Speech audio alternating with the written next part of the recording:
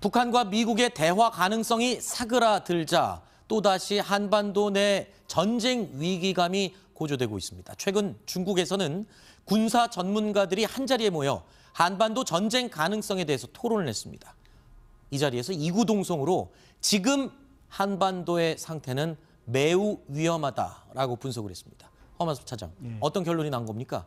한반도 군사 충돌 가능성이라는 제목의 토론회가 열렸습니다. 네. 그 자리에서 이제 스인홍 인민대 교수가 전쟁 발발 가능성이 그 수십 년 내에 가장 높아졌다 이렇게 얘기를 하고 있고요. 네. 왕홍광 예비역 중장 이분은 이제 난징 군구 부사령관 출신인데 내년 3월까지 위험하고 당장이라도 일어날 수 있다, 전쟁이 일어날 수 있다 이렇게 지금 얘기를 하고 있습니다. 네, 그러니까 중국의 군사 전문가들조차 한반도 내의 상황을 굉장히 위험하게 바라보고 있는 건데 중국 전문가가요. 한반도 전쟁 가능성에 대해서 이런 표현을 했습니다. 방어적인 동원령을 내려야 한다. 방어적인 동원령. 안 소장님, 이게 무슨 말입니까? 방어적인 동원령이라는 게 무슨 뜻이죠? 제가 볼 때는 뭐 공격적인 동원령의 이제 반대 개념이라고 보죠. 네.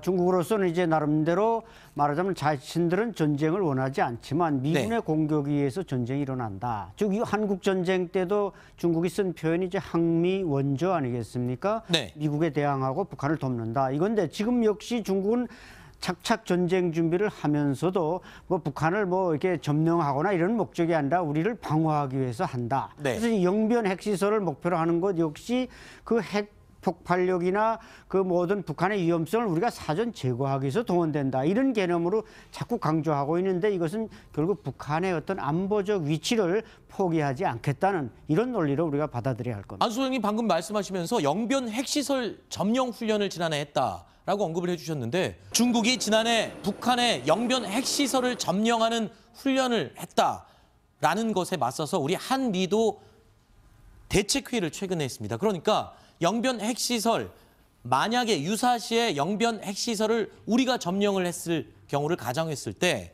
두 가지를 했어요. 미국은 플루토늄을 책임지고 우리 측은 고농축 우라늄, HEU를 네. 책임진다. 이건 무슨 말입니까? 왜 핵시설을 같이...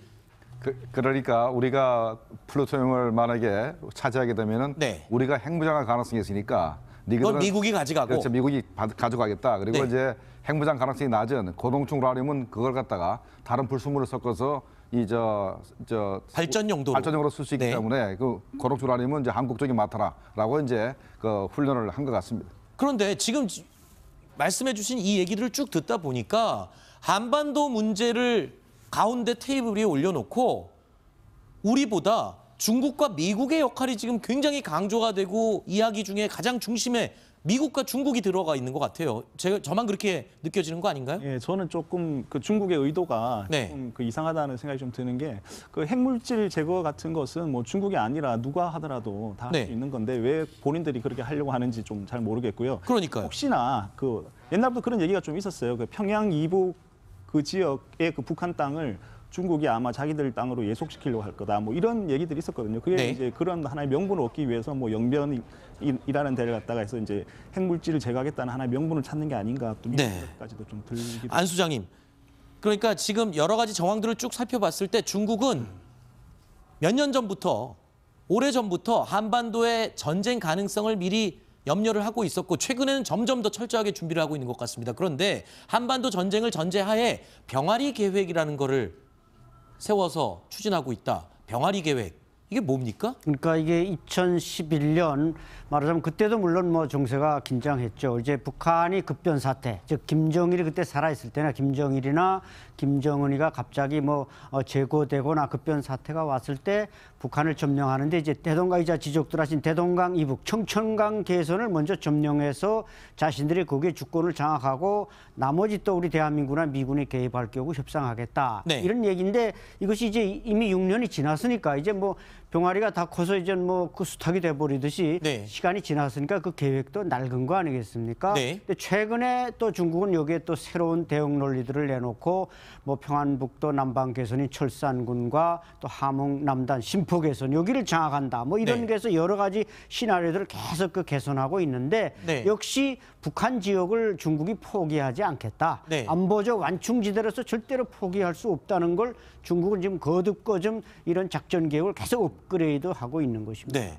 병아리 계획. 그러니까 중국이 북한을 병아리 품듯이 보호하면서 자신들의 이속을 챙기겠다 내지는 보호하겠다라는 계획일 텐데 6년 전이었어요. 그래서 6년 전의 계획은 이 국경 주변 또는 핵시설까지만이었는데 6년이 지나고 말씀하신 것처럼 이제 병아리가 숱하게 됐습니다.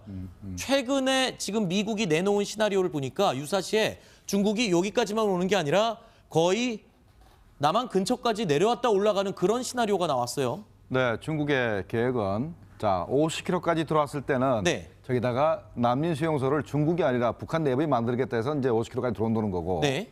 100km까지 들어온다는 얘기는 영변 핵시설을 장악하라 해서 네. 저기 저 청천강부터 해서 하문까지를 장악하겠다라는 아하. 그 계획입니다. 어쨌든 지금 중국이 북한으로 상당히 많이 들어와서 관여를 하겠다라는 의도잖아요. 그것이 1차 목표고 네. 그다음에 평양을 장악하고 원산까지 장악하는 게 2차 목표입니다. 네. 그다음에 휴전선 전체까지, 휴전선까지 다 장악을 해서 3차 목표로 해서 이 북한 전역을 전부 다 장악하겠다는 게 이제 중국의 기본 계획입니다.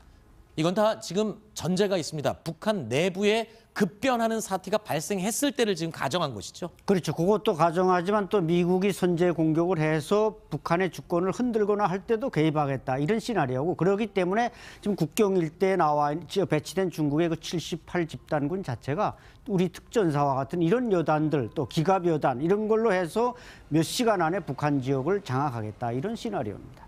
자, 지금 중국의 속내를 저희가 짚어보고 있습니다. 더 구체적으로 어떤 전쟁 시나리오를 중국은 가지고 있는지 궁금하시죠? 다음 순위에 저희가 상세히 더 살펴보겠습니다. 확인해 보십시오. 자, 중국이 지난해 영변 핵시설 대규모 점령 훈련을 한 데 이어서 북한 급변 사태를 대비한 치밀한 계획을 짜고 있는 것으로 알려지고 있습니다. 지금부터 짚어보겠습니다. 허만숙 차장, 지난해였죠. 북한이 이 중국이 최악의 수해를 입은 이 북한을 도와주면서 병력을 보냈었어요. 그런데 이게 도와주려고 병력을 보낸 거기는 하지만 표면적으로는 속으로는 속셈이 있었다고요. 어떤 속셈이 있습니까? 지난해 8월에 한경북도에서 큰 수해가 났는데요. 네. 그 부분에서 이제 피해를 좀 도와주겠다라는 명분으로 중국이 이제 그 군대를 북한 안에 보내겠다 이렇게 제안을 했다고 합니다. 네. 그러나 이 부분에 대해서 이것은 급변 사태 때 중국군이 북한으로 이렇게 진입을 해야 되는데 네. 그 진입을 하기 위한 그 사전 훈련의 목적에서 한마디로 도움을 주려고 한 게 아닌가. 속된 표현으로 간을 보기 위해서 들어왔다 나간 거 뭐 그렇죠. 이렇게 예. 봐도 되는 거죠. 그렇습니다. 예. 북한이 결국에 이 제안을 받아들였었나요? 거부를 했었나요? 이때? 거부한 걸로 알고 있습니다. 그래요? 이유가 뭐였습니까? 제가 볼 때는 이제 우리 허 기자님이 지적한 것과 똑같은데 네. 원래 이 중국인민해방군, 북한인민군은 뭐 수해 복구에는 상당히 그 능력이 있는 사람들인데 네. 북한이 왜 그걸 거부했겠습니까? 이 국경 일대에 나와 있는 중국군이 상당히 정예화됐고 그 사람들이 북한 지역으로 들어온다는 것은 곧 그 진로라든지 모든 걸 다 사전 정찰할 수 있고 와서 뭐 도와주면 고맙긴 하겠습니다만은 북한이 모든 면에서 취약성을 드러낼 수밖에 없기 때문에 즉 중국의 군사 작전에 도와주는 꼴이 되기 때문에 북한은 거부하지 않았는가 네. 저는 그렇게 봅니다.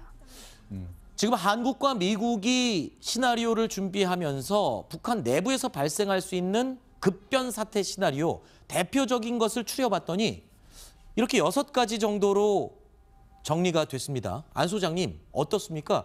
보실 때 가장 현실적으로 지금 가능성이 높아 보이는 게 한두 개를 한번 짚어본다면 어떤 게 있을까요? 아무래도 첫 번째인 김정은 유고 이거는 선제 타격에 의해서 그렇죠. 참수작전에 의한 것 아니겠습니까? 네, 잠수작전으로 김정은이 사라졌다. 그러면 곧 북한의 레짐 체인지가 시작되는 거기 때문에 중국이 절대로 가만히 있을 수 없고 네. 그다음에 이제 구테타도 예상할 수가 있습니다. 구테타도 북한군이 지금 상당히 굶주리고 소외당하고 있기 때문에 우리가 오총성 병사를 통해서 북한군의 지금 한심한 실정을 알지 않았습니까? 네네. 그래서 저것도 대상이 되겠지만 뭐 그 외 대규모 탈북이나 그다음에 뭐 대규모 자연재해나 이런 것이 중국군에 개입하기에는 지난번 자연재해 때 중국군이 반입을 북한이 반대했기 때문에 네. 좀 순위에서 밀리지만 저 구테타나 김정은 유고는 반드시 중국군이 개입하는 조건이 될 수 있습니다.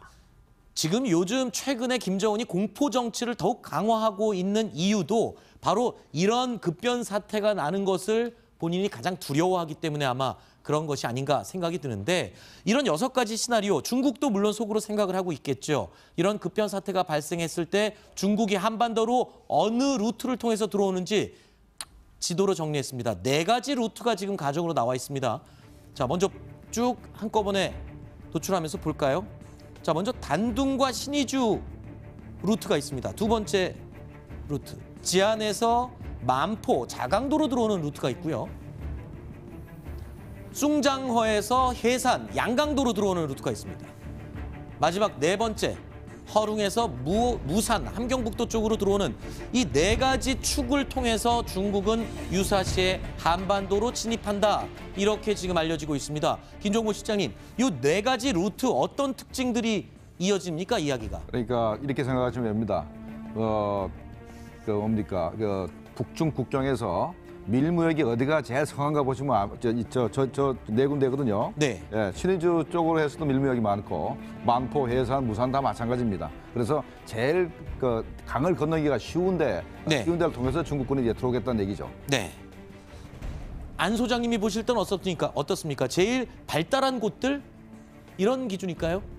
제일 강을 건너기 쉬운 강을 데라고 건너기 쉬운 곳. 쉬운 곳으로 봐야 되겠습니다. 네. 그렇죠. 이미 압록강에는 뭐 압록강 철교가 있고 거기다 또 하나 신압록강 철교를 지금 또 하나 건설해 놨는데 사용은 안 하지만은 네. 저기는 뭐 아주 열차를 타고 평양까지 몇 시간이면 들어오고 그 외 뭐 만포나 해산이나 무산으로 들어오는 것은 뭐 별로 장애가 되지 않습니다. 장마철이 아니면 뭐 얼마든지 걸어서도 들어올 수 있는 뭐 이거 지상군이든 뭐 기갑부대든 얼마든지 들어올 수 있기 때문에 그런 지역들이 지금 설정이 돼 있다고 볼 수 있습니다.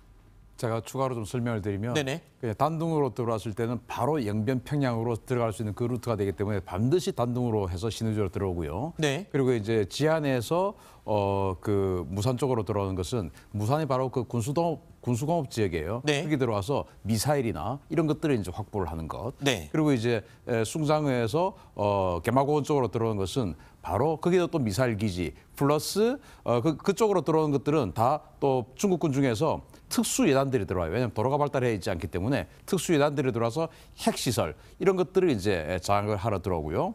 그리고 이제 함경북도 지역 해상으로 들어오는 그 함경북도 지역으로 들어온 거는 들어와서 러시아군이 내려올 수 있습니다. 네. 왜냐하면 러시아군이 함경북도 지역을 굉장히 탐을 내고 있어요. 네. 그래서 나진, 선봉, 청진, 해안 지역을 다 장악하면서 길주군까지 들어가서 네. 핵 어떤 그 연료를 추출하는 것 네. 이런 것들을 계획을 가지고 있는 거죠. 그렇다면 중국도 이미 준비하고 있는 북한의 급변 사태, 그러니까 김정은 정권이 어떤 형태로든 무너졌을 때를 가정한 건데 우리 한국과 미국은 그러면 어떤 준비를 하고 있습니까? 얘기 듣기로는 대량 살상 무기 제거가 우리 한미 입장에서 가장 우선순위라면서요.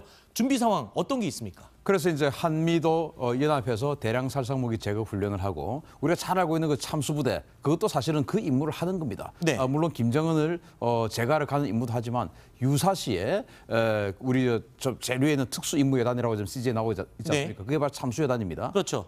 이 참수 예단들하고 미국의 대북으로 델타 포스, 그린벨에 우리 뭐 각종 부대들이 같이 들어가서 네. 아까 우리가 했던 것처럼 한국군은 고농축 우라늄을 가져오고 네. 미군은 프로토늄을 가져가고 그리고 네. 우발적인 충돌은 다 같이 해결해 나가고 하는 그런 것들을 지금 준비하고 있고 또 얼마 전에 실제로 이런 연습들을 하고 그 차원에서 지금 이사단에 화학전 부대가 어마어마하게 들어와 있어요.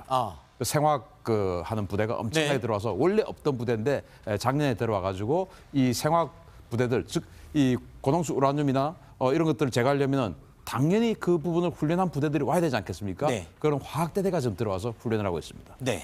뭐 한반도에서 어떤 일이 벌어질지 지금 모르게 될 수 있는 이런 지금 상황인데요. 네. 지난해가 아니라 이번에 얼마 전에 문재인 대통령이 통일할 의사가 없다 뭐 이런 얘기를 했지 않습니까? 네. 외국에 가서요. 그게 과연 좀 적절한 표현이었는지 좀 성급한 얘기는 아니었는지 지금 네. 좀 되돌아보게 됩니다. 네.